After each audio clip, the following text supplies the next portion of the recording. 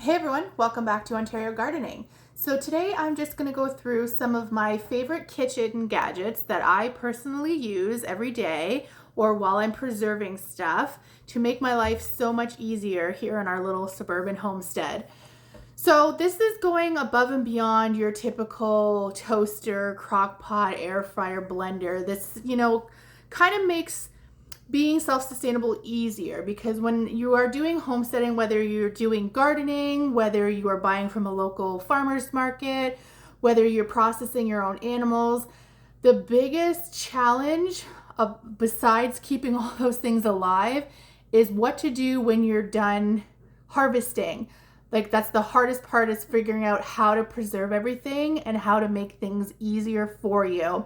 Because a lot of it can be time consuming. I remember a time when we were hand dicing everything for hours just to get it done. So, the first thing I'm going to do is just mention 3 things that I don't necessarily have to show in front of you because they're either downstairs or they're too heavy.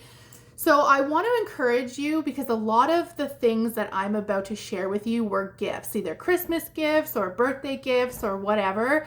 That is a fantastic time to ask for kitchen gadgets and things like that. These ones are just specific to the kitchen, but even like gardening gadgets, all that kind of stuff, because it can add up when you're adding, even though each item might only be $20, $30, it adds up very quickly. Or if you have big ticket items, that's a good time to ask too. So, for example, my mother-in-law loves buying me kitchen crap, and that's the perfect time to ask for the bigger things because she's always looking for something to get. So the KitchenAid that I have sitting on my counter, I have a KitchenAid Professional 600. I would have never purchased that on my own. It is a very expensive machine, but that's getting a shout out because whether you have a KitchenAid or even like a Hamilton Beach, whatever, a mixer is phenomenal, especially when you're making breads and anything that requires mixing. Butter, if you're doing homemade butter, it's obviously a necessity. It's so much easier than hand churning it. So if you have the means to get a mixer, that was something I would definitely put on your list. It does not have to be a KitchenAid. It was a gift, so of course she splurged for us. Another thing I don't have is my canners in my hand. So canning and preserving things via mason jar is obviously one of the best ways to do it. Everything's shelf stable. It can be for a very long time. And, as opposed to other methods, it's one of the longevity, it adds the biggest longevity. So pressure canner, or even just a big stock pot that can act as a water bath canner, is going to be much cheaper than a pressure canner. I think that our stock pot, we did get it for our wedding years ago, but I believe at the time it was like less than $100. Might have even been like less than $75 for the big stock pot with the lid.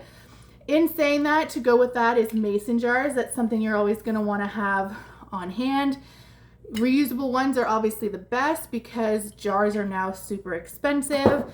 And the third item I don't have to show you, which is a fantastic kitchen gadget, is a juice steamer. So I will link the video underneath. It was only a couple videos ago that I showed you how to use that juice steamer or that fruit steamer. It is a bigger ticket item. I got mine on Boxing Day for, I think, like a half of the price at least. So that was when I purchased that. But that is a phenomenal tool. I can actually show you, which I probably should have grabbed ahead of time, but that's what creates this juice here. So steam juicer, definitely on the docket if you can.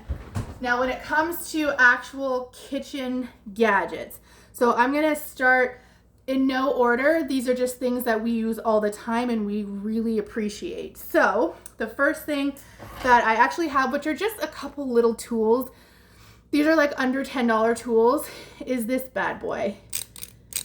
Formerly used as an ice cream scoop, but you can also use it as a cookie scoop, a muffin scoop, so many different things that you can use this for. Butter, I think it's like maybe $5, and then a strainer. This gets used all the time. So whether I'm straining things for my herbal stuff after I've made an infused oil, I use it for when I'm doing juices. I do it for when I'm making broth. There are so many ways that we use this strainer. So that is definitely something that needs to be shouted out. A kitchen scale. If you make sourdough specifically, or a lot of recipes are in grams, a kitchen scale is definitely, sourdough right there on its own. A kitchen scale is something that you're going to want to use or buy. I think I got that for like $8 at my local hardware store. Another thing that's cheaper, that's a good investment. You'll have to excuse me. I have everything lined up here waiting. There are these cooling racks. So the cooling racks just sit on the counter. Not a necessity. You can use cutting boards or any other thing else that you have, but this is awesome. I got these as a birthday gift years ago because I like to do baking. And now that I have sourdough, this has really come in handy. I'm going to say those were under $20 probably at your local Michael's or somewhere like that. And those are a really great tool. Now moving into bigger items. Oh wait, actually I'm going to shout this out really quick. This was also a birthday gift once upon a time. So this is a rolling pin, but it's not your average rolling pin. So this actually has different rings that you put on the side, and it is based on, so each one has, you can't see it, but each one has a measurement on the side. So if you have a recipe and it's telling you to, get 1/2 inch cookies, you would put the 1/2 inch on. This thing just clips into the side. And like I said, there's many different rings that you can use, many different sizes. And then now it becomes that size. So when you're rolling it, it automatically, the whole layer is whatever you set it to. That one was a little bit more expensive. I think it was in and around $20 for that, but that was a really good gift. So moving along into like actual preserving. So one of the things that I definitely recommend is a stock pot. And if we're talking about different pots and pans and things like that, whatever material this is made out of, I want to say it's ceramic. I'm not 100% sure. I'll put it down. I'll put a link in the description. I got this as a gift for my sister for my birthday a few years ago. It's been great for sourdough, but I've actually upgraded most of we're trying to get rid of all of like our old pots and pans, because throughout the years, like, if you overuse a pan, this starts to get a funky color, or if it's like gets scratches, it can rust. So we're slowly turning all of our cookware or our bakeware into that. So I've got a meatloaf pan, I've got this one, and next on the docket, I'd like to get a pie dish, but we have a bunch of different sizes and stuff. Watch for sales. We got these on sale one Boxing Day or something for like half the price. But it's all like dishwasher safe and microwave safe, and it's amazing, especially when you're making like tallow and stuff. And speaking of tallow, butters, making your own mayonnaise, this is called an immersion blender. I think it was $10, and it's simply a hand blender. It actually came with this. So when you're making mayonnaise, it's like perfect. You can use this to render fat when you're making tallow. You can use this to make your own salad dressings. It's just very, very awesome to hand blend instead of like to use a blender for something simple like making mayonnaise. You don't want to do that. This is just quickly, it's already in the container, and it's a lot better, I find. For something that's just as cheap as $10, it's pretty awesome. Moving along to preserving. So this is one of those. This is one of those, you put a potato or an onion or a pepper and you crack down and it dices it for you and comes into this little thing. Let me tell you how that's going to save you so much time from hand chopping. Now, the one complaint I do have about this, and I would look to see if you can there's different sizes, because this is pretty small. So if like you're making like hash browns, like we make our own hash browns with our potatoes that we grow. And when you're putting those in there, if it's too small for you, you can adjust the sizes. But this is a really good tool. Along the lines with that, we have a mandolin. This one I think was $25 for this one specifically, but it had really good reviews. It has a ton of different settings with different thicknesses. It is fantastic for making things like we make our own scallop potatoes. Again, with the potatoes that we get, we make dog treats. It's really good for like doing dehydrated bananas. Basically anything that you making zucchini noodles, anything that you would need like to slice. Scallop potatoes are like the biggest one for us because like to hand slice all those potatoes, it's just bam, bam, bam, bam, bam. It's awesome. Make your own potato chips. There's so many different things you can use for that. So the other thing for cutting, chopping, making life easier is a food processor. And like usually the food processor comes with different plates. So this has been a godsend for when we are doing things with garlic scapes, anything with zucchini, because you can shred it very quickly. I shredded a bunch of carrots and froze them so that we can do carrot muffins, relishes. If you're making relish, you do not want to stand there and hand grate cucumber and zucchini after cucumber. Like you want this. It makes life so much easier. This is great for making peanut butter. You will see that, but you will see that video coming out soon. A food processor, just all in all, making dough. If you're making your own dough and say you didn't have a mixer, this is great to pulse dough in. If you're making your own homemade crackers, so we make sourdough crackers. This is really good for that. Dog treats again. I go back to the dog treats because we've got a dog. That's fantastic for preserving your food. Another great, and I'm going to show you this. So what this is, so when you are canning, you need to have a good seal on your canning. Everyone kind of already knows that. If you are canning food to make it shelf stable, you have to have a proper seal on it. Now, if you dehydrate something or you're putting powder into a jar and you want to get all of the air out without actually like vacuum sealing it with like an actual vacuum sealer, this does cans. So this is already done. So I had dehydrated some carrots. I put them in a mason jar.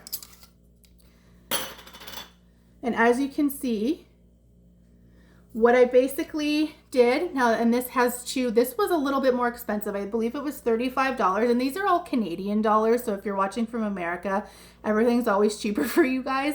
So I'm going off Canadian dollars, but this was about $35. It comes with a regular size mouth, and then this comes off and it becomes a wide mouth for wide mouth jars. You basically pop this on the top, you hit the button on the top until it gets to 60 seconds, and then at that point you have a sealed jar. So this is great if you have coffee and maybe you don't drink it so fast. There's so many ways that you can use this, but ours specifically is for when we're putting dehydrated food or dehydrated powders into jars and we want to get all that air out, because for dehydrated food the last thing you want is to air get to it. That's how moisture gets to it. So this is a fantastic, it wasn't a necessity because we do have a vacuum sealer and there is an attachment that we can buy for it. I just really liked it. It's so simple. It's great for anybody who wants something to be user friendly, whatever the case may be, you have that. Speaking of vacuum sealers, we have one of those. The reason we have one of these, let me just show you really quickly. I already had one sitting here waiting. So for years, we preserved our food and we used the freezer. We still use the freezer for so much stuff. What we were doing was using Ziploc bags. It's okay, but after a while, things become freezer burnt in the Ziploc bags. We are a family of 2, so we don't go through things as fast as other people, like a family of 5 or 6. So sometimes our harvests, we grow enough food for an entire year. We make sure that we grow enough in our garden. It's small, but it is mighty, and we never have to go to the store for produce except with the exception of like lettuce and stuff throughout the season or throughout the winter season. So what happens is like by the time we get to next season, our stuff is freezer burnt sometimes. So we invested in the vacuum sealer when it was on sale, and I think that was a Prime Day on Amazon. What a lifesaver. We are pulling beans from 2023 from that vacuum sealer. Not a single freezer burnt. We actually literally just ate beans for dinner tonight that were vacuum sealed, and they tasted like they were just pulled out of the garden because it just sucks the air right out. So this is what the vacuum seal would look like. This is a dry item. We vacuum, these are some dehydrated onions that we vacuum sealed. So that's what it takes all of it out. But you can also use it like to vacuum seal snacks to keep them fresh. If you opened a bag of cookies and you weren't going to use the cookies right away, you can put them just like in snack bags. These are dehydrated. These are dehydrated potatoes for, I just lost my train of thought. Dehydrated potatoes for scallop potatoes. Sheesh. And it has the bag in there. So that's a really good tool. We use the dehydrator all the time, which kind of leads me to the next thing, which is our dehydrator. I got this from my grandparents for Christmas, probably 5 years ago now, maybe 6 years ago. And we use it for so much. I showed you the carrots already. We dehydrate everything. So I have like this is ginger, and I dehydrate lots of stuff for tea. I make my own tea blends. I use that all the time. I make my own dog treats. If I can dehydrate it and preserve it, I definitely dehydrate it. I am not in the market, nor am I in the wanting to buy a freeze dryer anytime soon. Freeze drying is just not for me. I don't think. I have done extensive research on it. I've looked at the price tags. I looked at the pros and cons. That is not for me. It's going to be dehydrator all the way. If we decide to invest in anything else, it's going to be a better dehydrator. This one works perfectly. It works for the job that it needs to do, but definitely would prefer the dehydrator over anything. And I think that's pretty much all I have in terms of kitchen gadgets that are really, really useful for preserving food. The one thing I'm going to throw in there for it's in the process of being resurfaced. Get yourself some cast iron. Cast iron is worth the hype. When you can get it on sale, it is cheap. We used to have a gas stove that had a cast iron griddle on the middle. It was okay. Like, it was just hard to clean. It was kind of annoying to pick up. Even if we still had that, like if we still had a gas range, that was at our old house before we moved, I probably would ditch that thing in the middle and just buy some pots and pans. It's just a lot easier. But I thought that needed a shout out because cast iron is really lovely when you season it and take care of it properly. So I know it was a little bit of a ramble, it was a little bit long, but I just wanted to show you some of the possibilities. And one quick thing, make sure you're reusing jars. Mason jars are so expensive. So I'm in the process of taking all of our, unless you're sealing it, like unless you're using something like I had showed you here, the vacuum sealer or whatever, to seal your stuff and like put it on the shelf for long-term storage. In that case, I would suggest doing this because you can actually put one of those, there's one in here, I think. Yeah, there it is. There's a moisture packet in there. So anyways, I would definitely suggest doing that as opposed to wasting jars. And the reason I'm saying that is because they're so expensive, it's better to use your jars for canning. And if you are just putting things like tea and oils and that kind of stuff, reuse old jars. I actually collect mine from work. When we're done, I work at a long-term care facility, and when we're done with a jar of pickles at work, I'm the one stealing the jars of pickles for the old garbage. I'm the one taking the garbage home from work because we can use these at home all the time. So anyways, that is it for that. We will talk to you later. Bye.